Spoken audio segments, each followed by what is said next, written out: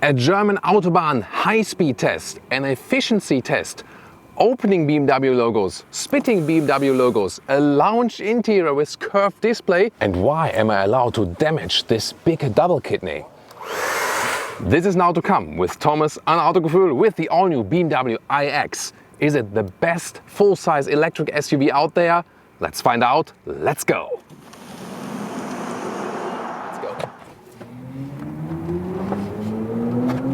You see in the background why this region in Germany here is called Bavarian Tuscany, and this one here is a Bavarian-built electric SUV, the all-new BMW iX with a huge double kidney in the front. Yeah, there's a very special feature there to come. This one here has also the option of this Titan bronze look, so this color nuances that are also continued all over the vehicle. The headlamps, standard LED, optional, which you can also see here, the laser lights with extended high beam function, and definitely a very strong stance here in the front for the all-new iX. And they have a new concept called Shy Tech. For example, here in the middle part they have the sensor, and it is hidden in a way that you don't see that it's a big sensor. By the way, if you look very closely, you can see here that the heating lines inside the double kidney, and this is actually this here, so it's kind of like an inside layer, and this one then keeps the sensor from being frozen all over the place, so also in winter times it keeps clean and does the job. And the fill-in for the wiper fluid is right here underneath the logo. The length is at 4,95 meters or 195 inches, so it has the length of a BMW X5. It is as flat as a BMW X6 and has the wheels of the BMW X7, and these are the optional 22-inch wheels, really massive. It comes standard already with 20-inch wheels. Then optional 21, also included in the sports package, which is also here equipped with this vehicle with some sporty accentuations, and then optional the biggest ones right here. And you can see here the roof line falls a little bit like here for wind efficiency, and also there's kind of like a recess right here also for wind efficiency, and then the big iX logo right there. The door handles are on the inside kinda, once again also for wind efficiency. And what range figure will we score? This will be super interesting, I can promise. And suspension-wise, a base iX would come with a steel suspension. An option, you can get the air suspension here on both axles.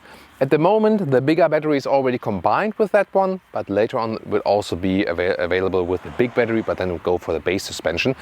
And also rear axial steering that reduces the turning circle by about 1 meter, because then the rear wheels are turning in the opposite direction than the front wheels. That gives you more agility, fakes, so to speak, a shorter wheelbase. In the rear we can see a very clean design. The tail lamps are very, very slim right there, and it doesn't look that bulky because, again, as I said, this recess, which is there also for wind efficiency. As for the acceleration figures, the entry model is at 6.1 seconds, the xDrive 40, and here the xDrive 50. This is the one with the bigger battery already. Acceleration figures of 1 kilometer or 62 miles an hour, 4.6 seconds.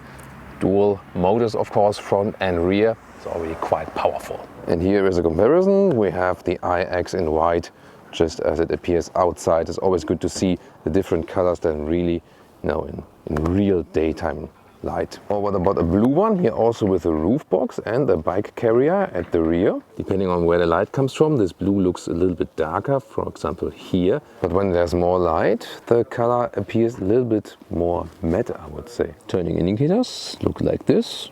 Looks actually quite cool. And that's how it looks like in the rear. And here you can also see a nice comparison between the wheels. Here you can see the 22-inch wheels in black, and directly next to it, at the blue vehicle then, there are the 22-inch wheels in the bright styling. Well, me personally, I don't need the roof box, but the blue exterior color here, yeah, of course, Thomas Blue. That's my way to go. This is also my favorite and recommended spec. Here, white exterior or the blue exterior, and then the Oyster interior, so either white or blue white. Yeah, I would also pick white, but here the blue white, greater contrast. And these are the Sensatec seats in the bright style. Oyster, you can see that it's the Sensatec seat because it has this asymmetric touch here, and it's also perforated. That means in the iX you can also get ventilated Sensatec seats, and that is of course the best choice because they can also keep you cool in summer, although you have a surface which you can wipe clean easier. Well, and you cannot open the hood yourself, but that's what's under the hood here in the cutaway model. For example, also a 12-volt starter battery. So actually to wake up the big battery, so even the electric vehicles need the small 12-volt batteries. And here I have one cell module. This is 0.2 kilowatt. And interesting is then 500 of these are packed here in the battery pack. So 0.2 times 500 is then the 105 kilowatt hour battery for the bigger model. So something around 600 kilometers or 370 miles is the official figure. Will we reach that? We will try exactly that today in the driving part. There is also a smaller battery for the smaller model at 71 kilowatt hours. This one somewhere than 400 kilometers, 250 miles. Of course, a little bit cheaper. The price difference is around 20,000 euros, so at least 100,000 euros or dollars than for the bigger model xDrive 50. And recharging, wow, that thing is huge. 11 kilowatt AC and 150 kilowatt DC for the small battery, and here for the big battery 195 kilowatt. And now I have the official permission to damage a double kidney of a BMW. Why? I show you right here. So you can see here we have a scratch, and it's even that deep that I can really feel it with my finger. And the thing is, there's an additional PU layer, so polyurethane layer, on top of it with a memory function. And now we have two possibilities. Either put the car out to the sun, maybe you live in Texas or in Spain or in Italy in summertime, then it's hot enough. You need 30 degrees Celsius or temperatures in the 80s or something, 90s in Fahrenheit, or use a hairdryer on the car on the double kidney.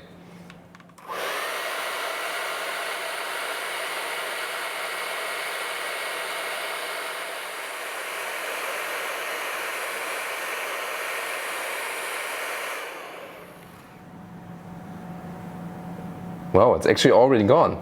I mean, it's kind of course, a little bit hot, but I can't feel anything anymore. So before I could really feel the scratch, the depth of the scratch, and now it's kind of like a completely, slick surface again. And here, one more time, once again, really visible scratch, and then the hairdryer action.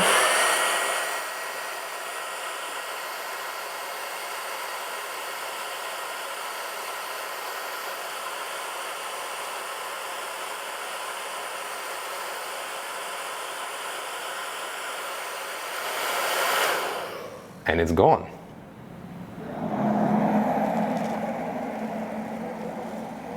You can actually just open the vehicle with your smartphone and then just approach it, and it's basically automatically open. And then door closing sound is, it's frameless door, so it's not that sophisticated actually. Yeah, we know you can use your smartphone as a key, but I would rather stick with the classic key fob. It looks quite fancy and is also pretty light. Then inside of the doors, here with microfiber, so it's really cool and very soft. Then these seat controls are at the inside of the doors. We know it from Mercedes that here they are still, movable, so have kind of feedback. It's not the most practical thing. I think it's rather practical to have it at the lower part of the seat. And also there are reflections. This looks cool from the crystalline layout, but when the sun is coming, from the outside, it can blind you while driving, so that's actually not that good. But gladly, the crystalline applications are an option. So this is how it would look from the base model. It looks also quite stylish and elegant, and I would really recommend to stick with these because they are not blinding you. So the other one look more fancy something, but these ones are definitely more practical. Here we can see the CFK, carbon fiber reinforced plastics parts of the chassis, pretty cool. And then here in this seam here we have a mix of fabric and microfiber, and there's also 15% wool share in there. Not sure why this was really necessary, because you could have also just made it completely animal free. For this, just 15%, doesn't make so much sense. And here a detailed portrait of the interior spec with the Oyster Sensatec seats. Here you have a bright inside of the doors. Then also these standard buttons, which are not glaring. Then they kept the dark dashboard because this is not reflecting in the windscreen, although they say, a bright dashboard would look cool, but it's just too glaring, definitely. And then the Sensatec seats, so animal free here, the asymmetric shape and also perforated. Ventilation is possible, and the quality is also really, really high, so no one could actually tell if it's animal source or not. But these ones here, of course, less CO2 emissions, less harm of animals and of humans. So this is also way to go then. And the cool thing is, seats as shown here are standard equipment for the BMW iX. Alternatively, without any extra price, you can get these Sensatec seats also in brown or black, perforated again, and then as an option each, the ventilation. For the steering wheel, however, they do not offer any animal skin alternative yet. Seating position, nice, upright, very comfortable steering wheel, up and down, in and out, electric control, and you have a very good panoramic view to the front, really open space atmosphere. That's the main difference, for example, to an X5, X6, X7, this cockpit layout. And here in the second interior, we also have the rubber floor mats, so for more rugged use, you know, like a holiday trip or something which can get muddy. So yeah, and for rugged floor mats, they also look quite fancy. Interior overview, really unique styling, definitely looks like from a concept vehicle, but it's able, you know, to drive and to be bought right now. The screen's 14.9 on the right side, 12.3 inch on the left side, and this, you know, kind of like free floating middle console, and also the steering wheel. So everything really with a unique setup. I think they've done a good job to have a differentiation here on the market. And what about the ambient lighting? Well, they didn't put too much in the central part. It's rather at the sides. You see here the speakers inside of the doors. Also here at the rear, at the inside of the doors. At the rear it's even more actually. You can see here this light strip here at the inside window also has a reflection in the glass. That's actually quite fancy. Wow, that looks really cool. Let's take a look at the driver's side. There are the same things happening, and also here in the rear. So nice new ideas, definitely. But what about you? I mean, I would have wished something more ambient lighting, not only in the floor right there, but also, you know, in the top parts somewhere, you know. But what's your take on that? Completely new steering wheel, very unique form, but looks actually quite fancy. And the coolest thing to me is you still have hard buttons here, for example, for setting the cruise control. On the right side for the digital instruments. Yes, there are also some capacitive buttons on it, but at least they kept a mix. These are infrared sensors here. They are visible for the camera, but not for the human eye. Interesting here that these displays, this, you know, how it normally looks, and then you can also change things here. For example, you can change the whole layout. So this is possible like this, or like this, or then the contents here.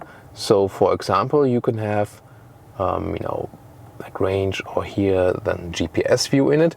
Overall, you get along with that quite well. And head-up display, I picked a place here where you can also see the visualization of the map guidance. So it's a very nice option, especially then when you see some GPS guidance there. As for the infotainment system, OS8, operating system 8, yeah, I don't know. I mean, it looks fancy, definitely. This is the map. This looks kind of familiar for BMW.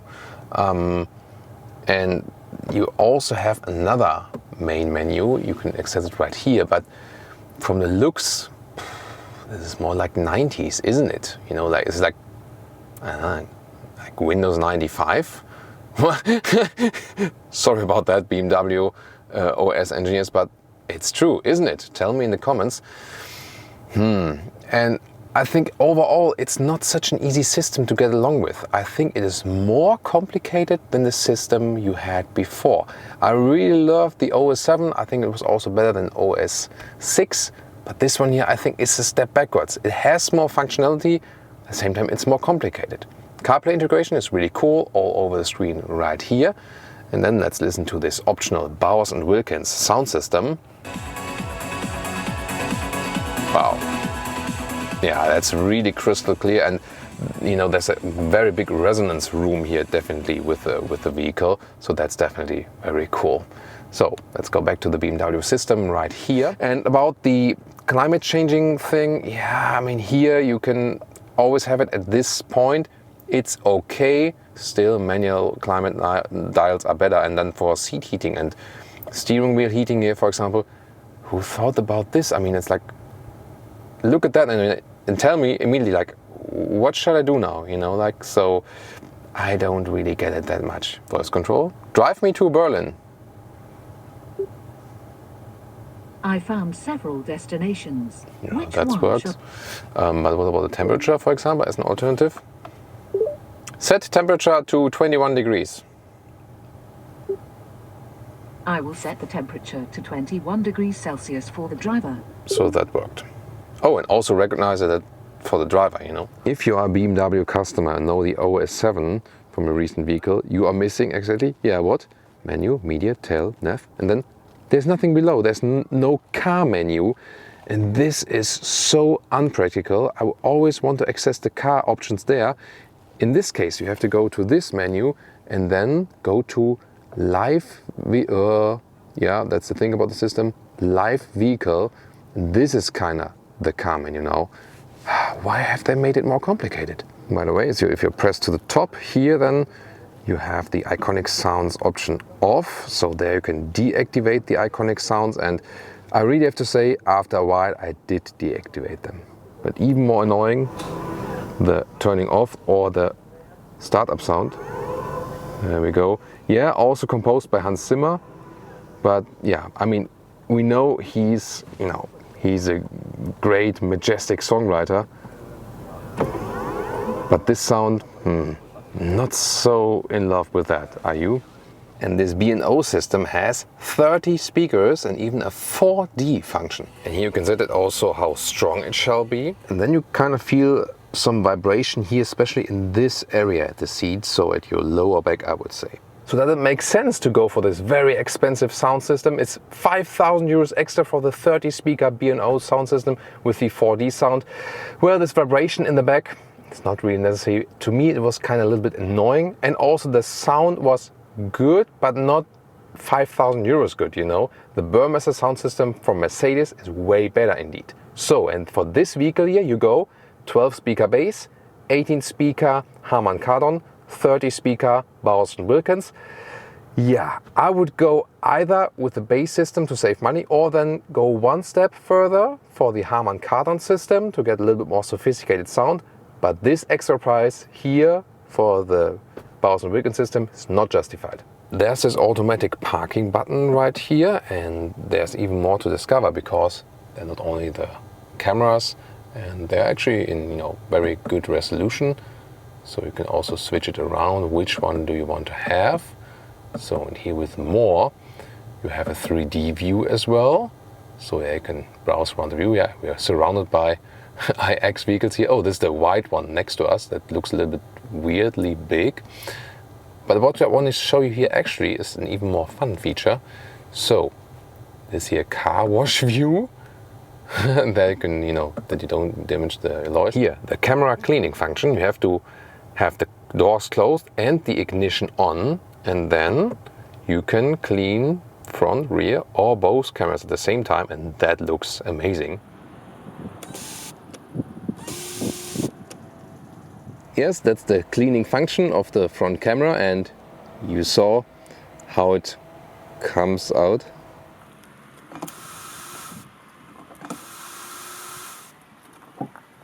Yep, and that rear wiping function looked even more spectacular, didn't it? Pretty cool that you have this open middle console here in the front. So there's, transition here, for example, for your suction mounts. And then we have cup holders. They're also adaptive here in the front. And you can put a smartphone actually then up here. No, it doesn't fall through because they're being kept right here. And you maybe know from the X5 or 5 series here in the inductive charging pad, it gets too hot, especially iPhones. But here, they have now introduced a cooling for that inductive charging pad, so they suck away the hot air, and you can literally hear that as well when you put a phone on that one here, and then listen really carefully. Oh, there's Schmoozy. Then actually you can hear a soft ventilation going. And then this top console, also this crystalline turning and pressing knob. It's good to have that because then you don't have to do everything via touch while driving. To change the driving modes is like here, these are like capacitive buttons, but inside the matte wood. That's a cool idea. It's better than the fingerprint thing with the high gloss black. But still, to get to this point here while driving is a little bit distracting. And here, there you can see what I mean. This is not only on camera, it does blind you definitely. And the same happens with the inside of the doors with these controls for the seats. So it looks super fancy, and I mean, it also looks amazing when it's blinding by the light here. But then again, while driving, not that pleasant. So you do not get the crystalline lever right there, which is also in a way better because it's less blinding. The only thing is you do not get the nice matte wood underlay for that. So this of course is more this high gloss black thing. Doesn't look that fancy, but still, no glare would be priority one for me. And by the way, here, this standard turning and pressing pad, it actually gives you a better control feeling. It's not flickering on a human eye, by the way, here. So this one here is really better to control the vehicle. It just gives a more precise feeling when controlling. Interesting. Shifting lever, and again, this just only on flickers on camera. So like this, D mode, B mode is then for more recuperation, D with automatic recuperation. How that works, explaining you while driving.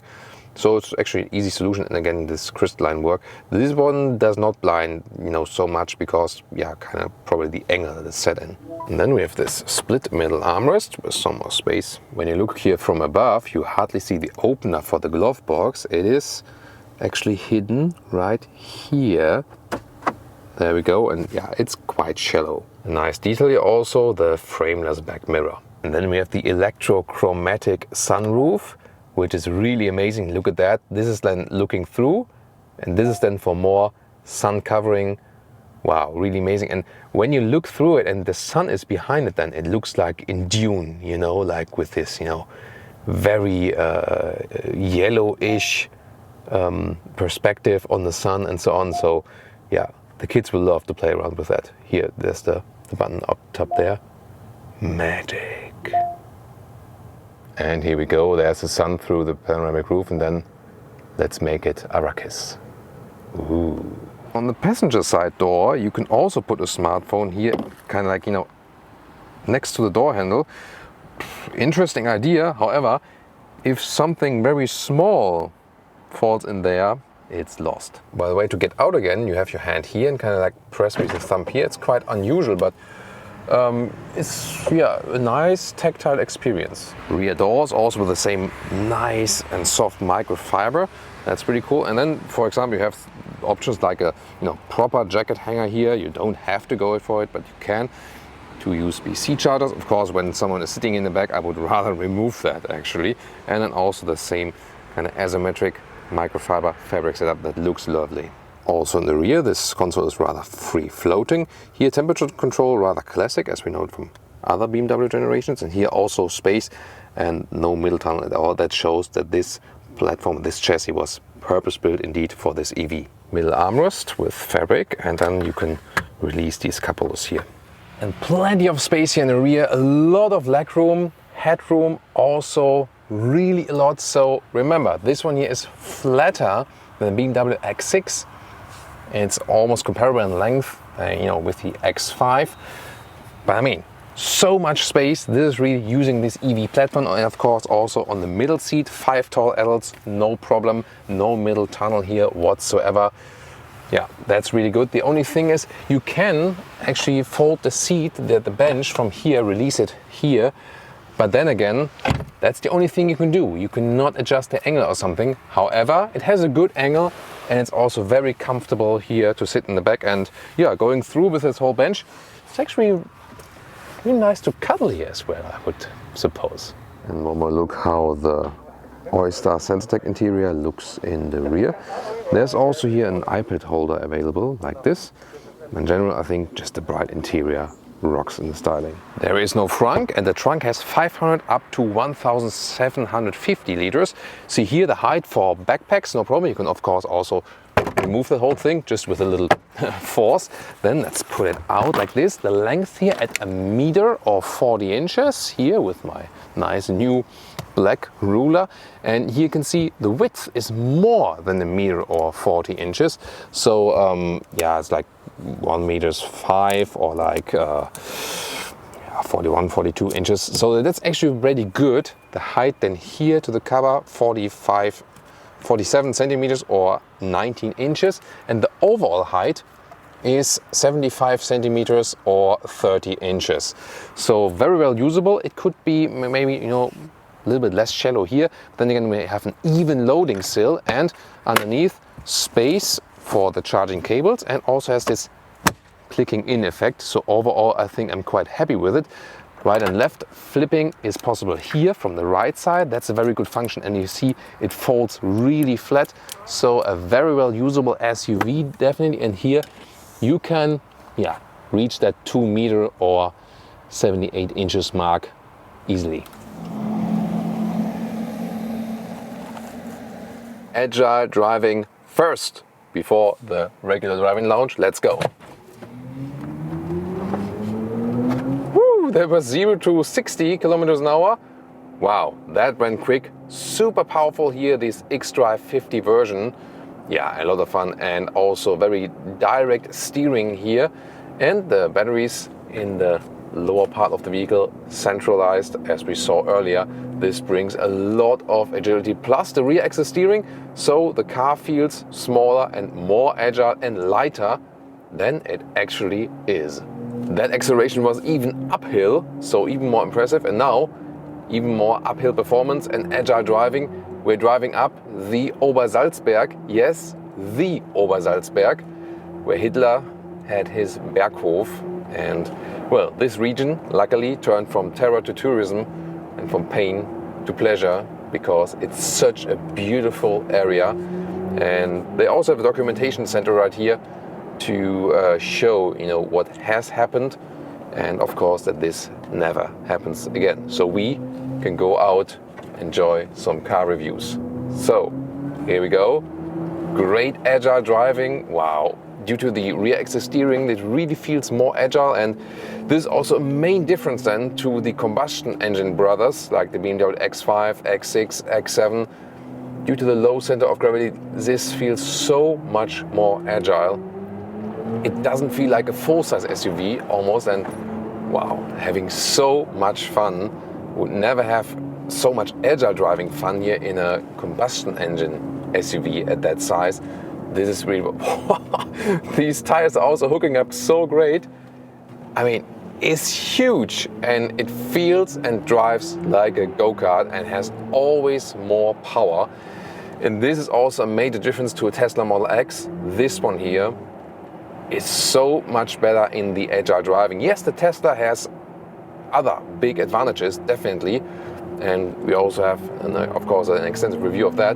But in the agile driving fun, wow, this one is probably now king of the big SUVs. But there's more, so much more to tell you about this vehicle in the normal Thomas's driving lounge. And you can already see here camera image, and we have the augmented reality function, so the arrows then that are showing me where to take the next exit and the turn and so on. And the first thing that comes to your mind is it's extremely silent in here. So we were skeptical before because there's no dual insulation glass at the side, but indeed that doesn't seem to matter. It's extremely silent in here, and probably the most silent drive in a BMW car overall yet, and they are very well insulated, so this is extremely impressive how silent this vehicle is.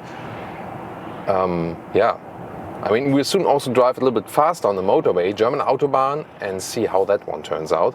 The augmented reality arrow functions we've already seen there are also quite promising already. And here at a speed of about 70 kilometers an hour, so like 40 miles an hour or something. Once again, great noise insulation and a super calm atmosphere. Indeed, this car here has a completely different atmosphere. It's nothing like from BMW before. This is really this open space. You have a traveling feeling, but it's not that it's like too long in the front. You have the upright seating position, very comfortable. Also here on these, fabric microfiber mixed seats, really upright window graphic here, so you have a good view to the side. So this is a very, very good travel vehicle indeed from the whole, experience you get to know right here. You know that we have the batteries in the central floor, and this is a so-called purpose-built vehicle. BMW calls it that way because it is built for the purpose of being an EV, and that's why the chassis is also unique to this one. Of course, they also use similar parts from the other big vehicles for the individual parts, but the chassis is really built on this one. And Yeah, we know it from the crystalline shifting lever, by the way, from the X7 or something. And here on the inside, these crystalline door controls, they are blinding you, definitely. And I'm really thinking about, what's the sense of that, and also this, part in the middle. But so when you have sun glare from the outside, you sometimes think, oh, did the speed camera hit me or something? Because here at this side, then the door control, yeah. That's definitely something they must have seen when they were test driving these cars. They do it for thousands of kilometers or miles, and no one has realized it, or the designer said like, yeah, we don't care. It looks kick-ass, so keep it in. Maybe that's the thing then. I don't know. By the way, I think on camera, yeah, I'm not sure. If that screen might be flickering on the camera here, it's just the camera then, so that has nothing to do then that you would see that with your own eyes, so that it's, in that way or something. Oh yeah, yeah, that's the thing here with gesture control. When you're using gestures without intentionally having some gestures, then sometimes something is activated. So that's the disadvantage of gesture control here. So we have a little bit space behind us, so we can show you a first acceleration. And let's see. So we always have the same power, by the way. So you don't have to pick in a different driving modes, but you can, for example, go to sports mode if you like, and then power it a little bit up from the throttle input. So from 45 kilometers an hour, let's go. Plop, 105. That was 110. Wow. I mean, this is like a 2.5 ton SUV with that big battery pack, and whew, it was really like instant acceleration, and there will be more to come, with the later version. We also keep you updated here on Autogefühl, but this one here, of course, 2 motors, 1 front, 1 in the rear. Wow, really impressive. Rear wheel bias, definitely, we felt that.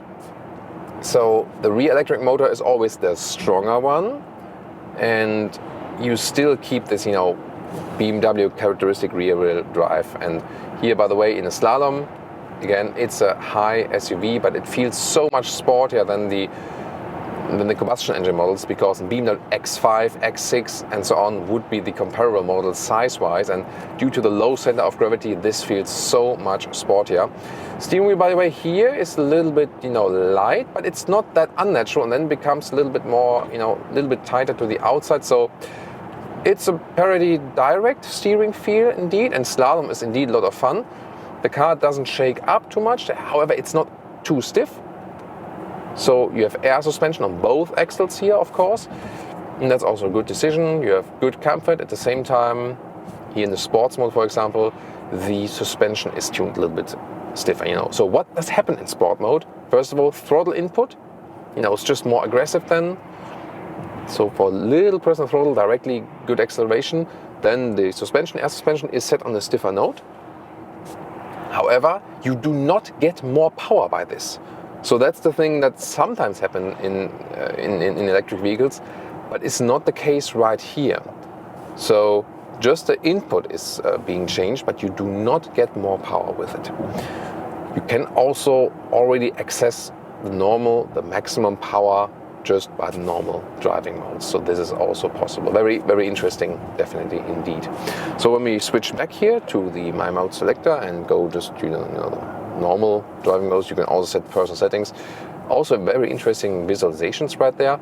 Then you feel the suspension is a little bit softer. Also here when I'm doing like in the slalom, but you feel also due to the rear axle steering, which is also equipped with this vehicle. So air suspension and rear axle steering is basically an option. From the market start, they are included in the xDrive 50, but later on you can also get like xDrive 50 without these, so it's option to get it a little bit, have to get the big battery, but then not the most expensive price, not pick everything kind of. But here, due to the rear axle steering, I mean, it doesn't feel at all that you would be steering like a big SUV, It's, by the way, very, really funny in the comments. I'm looking forward to that, guys. When I say like, and the big SUV, a big SUV, and sometimes I get comments like, oh, that sounds like big as SUV. I love these comments.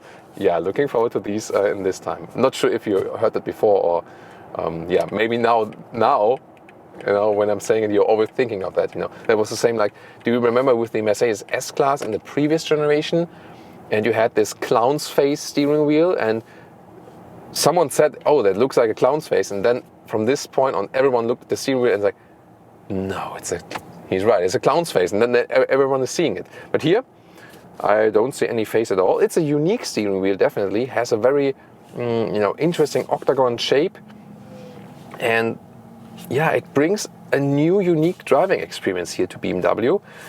I'm not sure if it's really necessary that it's like, you know, so wide here on the top part, but it's actually, you know, a lot of fun, and I really appreciate that they didn't leave out this part here to make it the Tesla yoke system. Yeah, I haven't driven it yet, but just from, you know, knowing that here, for example, sometimes you maybe want to touch there or something. So some say yoke is a joke, and I have to say, you know, I'm not sure if I will agree to this when we drive the Tesla Model S or Tesla Model X, and also in the facelifted version with the yoke steering wheel. Yeah, we'll definitely keep you updated with that. So now we're switching sides here. I think I have right of way. Yes, whoa. Yeah, the acceleration comes really strong, but at the same time, it comes in a very, very smooth way, you know, so it's really hard to, it's like smooth power. It's super powerful, but at the same time, you have the feeling as it would be, yeah, like a natural power evolution or something. And that's really astonishing, because with most electric vehicles, you get really great power, but it doesn't feel natural at all. And I wonder, you know, this is quite a big achievement here, that they have a powerful electric vehicle which has this, you know, more natural acceleration feeling. That's actually quite interesting, definitely. Roundabout visibility, by the way, to the rear, to the sides, actually very decent. So we have, you know, we've had some cars that, you know, that new cars are really not that good as for that.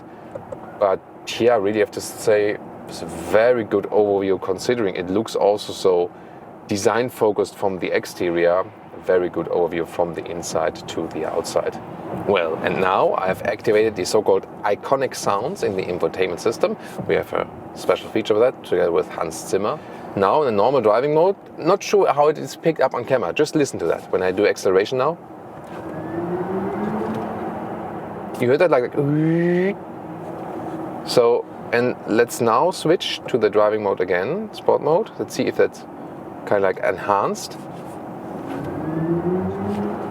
Yeah, a little bit, you know, like this. So it's not, you know, that it's extremely present. You do hear that. Is it good or bad?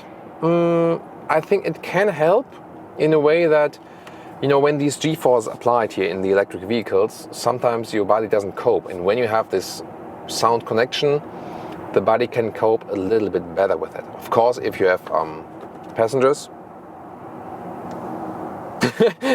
then of course it's always better to keep it a little bit more subtle with the electric vehicles, and don't accelerate and don't recuperate that harshly. So, and this is also something here with recuperation. Now, for example, there's a truck in front of me. I'm in the D mode, I get off the throttle, and now some rolling is happening. I'm getting closer to the truck. Some recuperation there is, you know, I see it right there. So, and this is, for example, different when there's no one in front of me, then the car would just be rolling. This is this automatic recuperation mode by BMW, which is working very well, I have to say. I really like this function because it is connecting GPS data and camera data. So when there's a car in front of you, there's recuperation happening. We see it right here. And also when the GPS data indicates like, you know, there's like intersection coming or there's a roundabout coming, then also speed is being reduced by recuperation actually. You can, however, also go to the B mode here with the shifting lever, and then there's always recuperation when you lift the throttle, and quite strong one. So then you indeed get to a one pedal driving feeling. and depending on, you know, the strength of that, also the brake lights are being flashed. So when I get a throttle here, whoa, yeah, directly very strong recuperation. And that's what you want to have when you have the one pedal driving when you want to have the one pedal driving feeling. So you can choose, and that's a good thing. You can both have one pedal driving feeling, but also this automatic recuperation. And in a way, that's also a good thing to have, definitely, because sometimes the one pedal driving feeling can be a little bit annoying at times, depending on your driving profile. In other times, you know, it's very good because it's also safer, because when the car is in front of you, you get off the throttle and you immediately have some recuperation. But in that way here, the automatic recuperation, which is kind of, you know, combining these features in an intelligent way, this is then, yeah, you know, somehow combining both worlds, so to speak. And yeah, I think that's also then a good choice to have. By the way, first consumption average at the moment at 17 kilowatt hours on 1 kilometer, so that's 27 kilowatt hours on 100 miles. And considering the big battery of 105 kilowatt hours, that would indeed come to the, you know, close to the official figure of 600 kilometers or 370 miles of range. Very interesting. And now acceleration from 90 kilometers an hour. Let's go.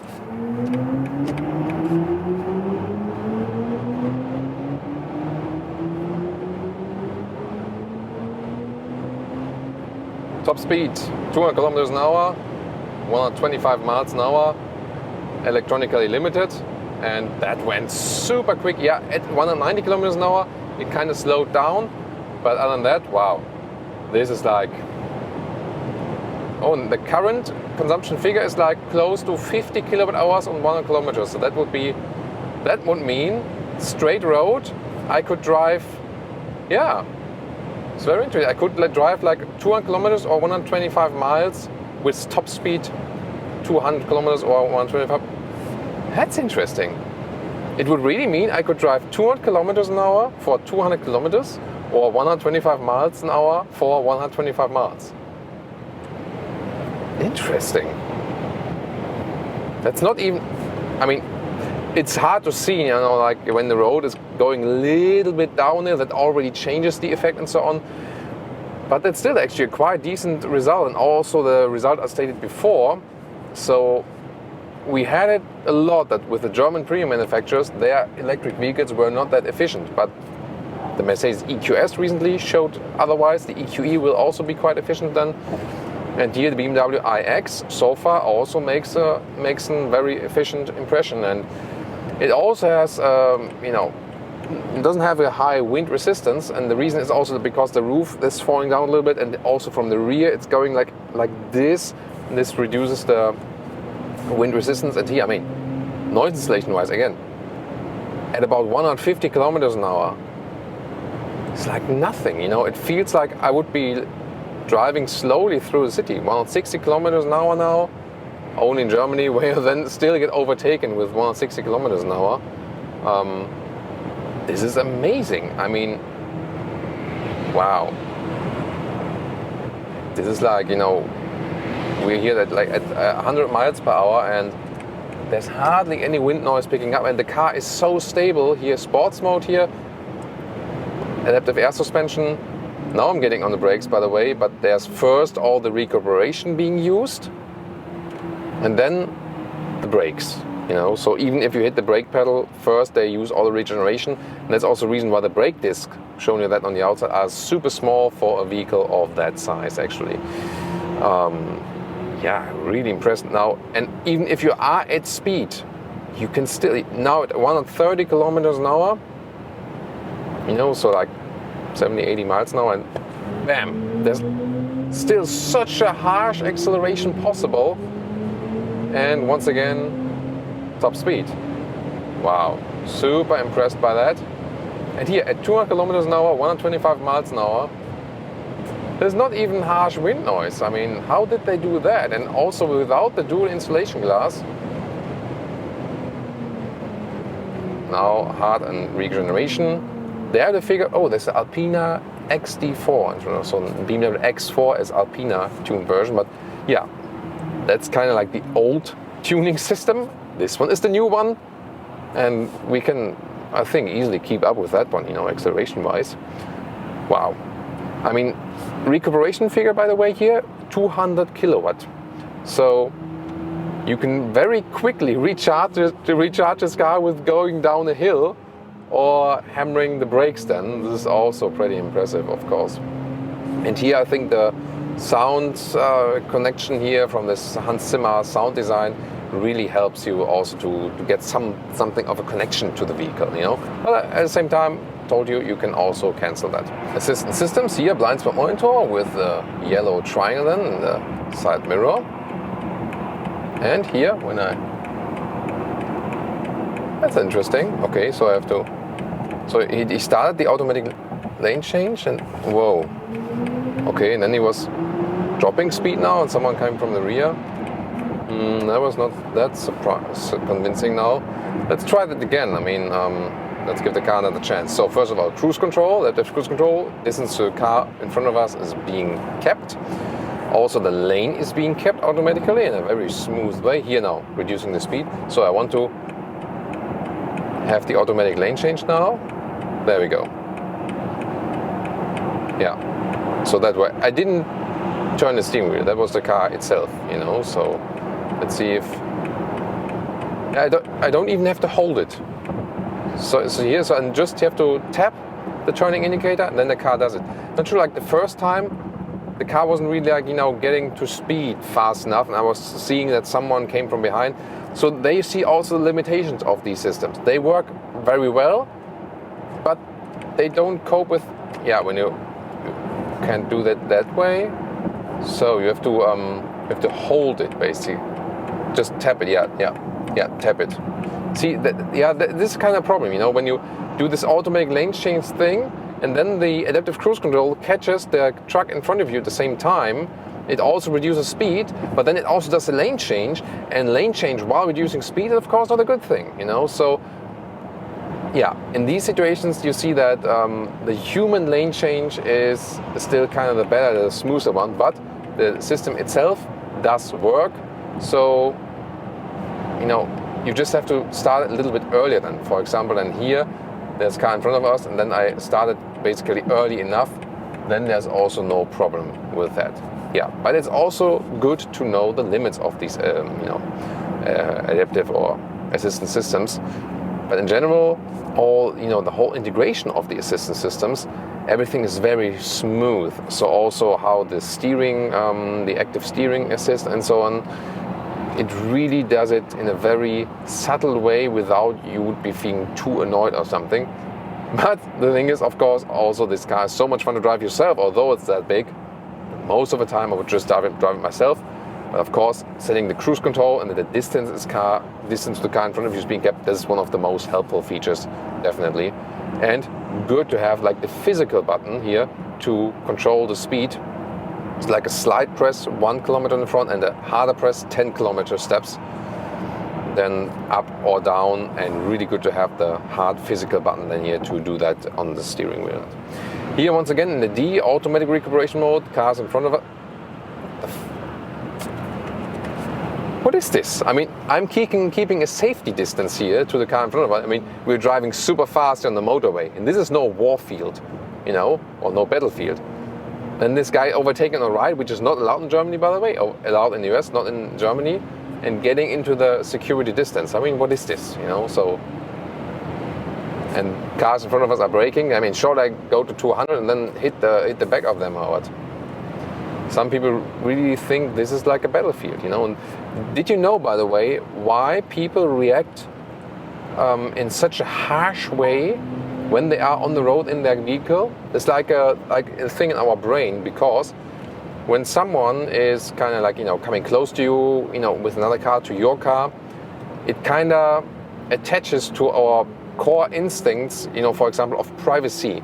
So when someone is kind of, you know, intruding your own vehicle surrounding, coming too close to you and so on, or putting the horn on you, putting pressure on you, it's kind of like the same for the brain, like when someone knocks on your door, you're sitting on the sofa watching some autography episodes and someone just comes in and sits next to you and saying like, hey, go away.